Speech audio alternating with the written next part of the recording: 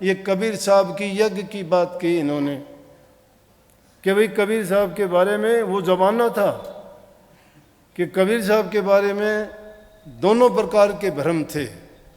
जुलाई के घर में पैदा हुआ तो हिंदू तो उसको हिंदू कहते थे, मुसलमान कहते थे मुसलमान है।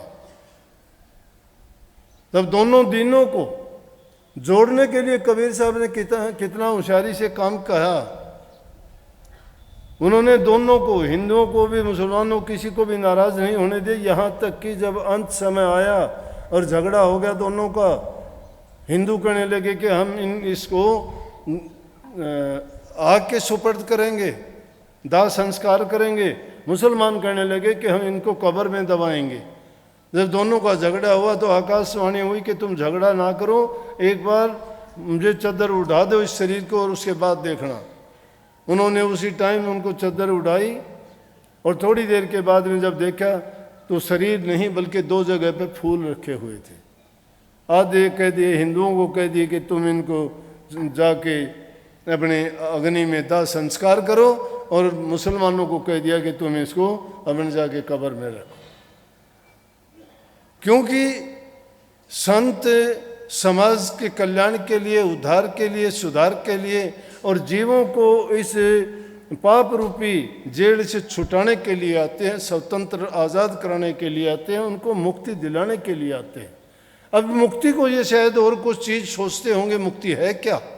अरे मुक्ति तो पहले आप बुराइयों से मुक्ति प्राप्त कर लो तो फिर इस जन्म मरण से भी मुक्ति मिल जाएगी। जन्म मरण से मुक्ति इतनी आसान नहीं है, छूट जाना बड़ा कठोर काम है। इस 84 लाख के लंबे सफ़र में चलते चलते अनेकों शरीर धारण किए हैं हमने। कितने ही माँ बाप हमारे बने होंगे, कितने के हम बने होंगे, कितने के कर्जदार हम होंगे, कितने को हम लेना होगा किसी से। लेकिन जब ये बात सुनते और कहते हैं तो अचरजी सी लगती है। लेकिन संत जो त्रिकालदर्शी होते हैं, जिन्होंने इस सब चीज़ों के बारे में जाना है, समझा है, खोज की है, तभी ये सत्संग के माध्यम से जीवों को समझाते हैं कि अरे भाई, जो इंसान जैसा कर्म करता है वैसा फल पाता है, इसलिए अपना कर्म सुधारो।